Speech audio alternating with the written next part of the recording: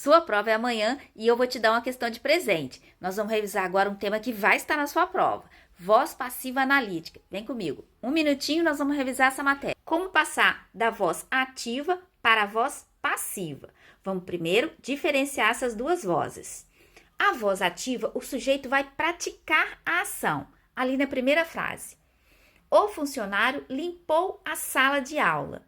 Verbo limpar. Quem é que limpou? O funcionário. O meu sujeito é o funcionário. Ele está fazendo a ação de limpar. Então, é um sujeito e a voz está na voz ativa. O sujeito pratica a ação. Para poder passar da voz ativa para a passiva, a primeira coisa que nós vamos olhar é o verbo. A gente só consegue fazer essa transformação se o verbo for um verbo transitivo direto, ou seja, ele pede objeto direto, ou se ele for verbo transitivo direto e indireto. Ele pede objeto direto e indireto. O mais importante ali é o objeto direto, porque o objeto direto, quando nós transformarmos a frase para a voz passiva analítica, esse objeto direto ele vai se transformar em sujeito, sujeito paciente. E o meu sujeito da voz ativa? Bom, ele vai lá para o finalzinho da frase, ele vai se transformar em agente da passiva.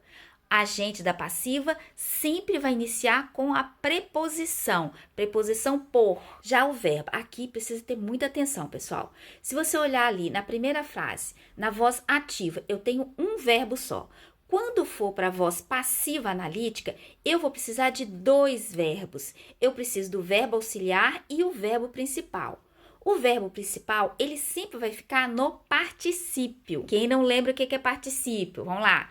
Particípio do verbo fazer, feito.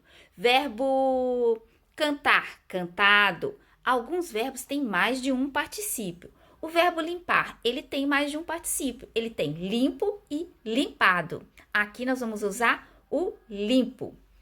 Ali do ladinho do verbo principal, nós vamos colocar sempre o verbo ser. O verbo ser é o auxiliar do principal. E a conjugação verbal sempre vai ficar no verbo ser. Eu vou olhar lá na primeira frase. Limpou está no passado? Então, o verbo ser também tem que ficar no passado. Vamos lá fazer a troca. Julguei o meu objeto direto lá para frente. Agora, ele é meu sujeito. Sujeito paciente. Ele vai sofrer a ação.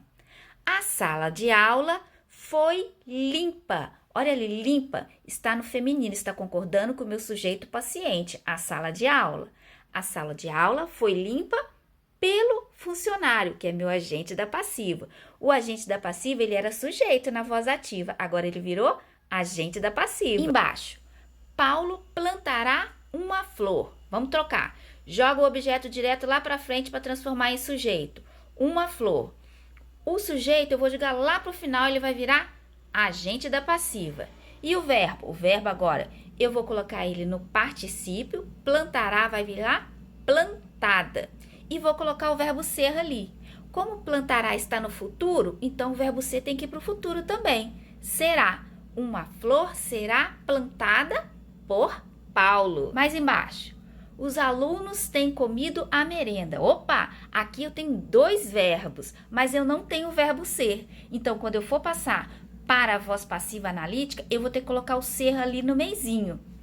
A merenda tem sido comida pelos alunos. Mais uma dica, pessoal, aqui. Na primeira frase, os alunos têm comido. O verbo ter, ele está com acento. Por quê? Tem, no plural, tem acento. Já aqui embaixo, ele não tem acento, porque o sujeito é singular. A merenda tem sido comida. O tem está sem acento. Então, atenção, que a banca pode te pegar aqui também, hein? Espero que eu tenha ajudado vocês e eu desejo uma ótima prova para quem vai fazer prova amanhã.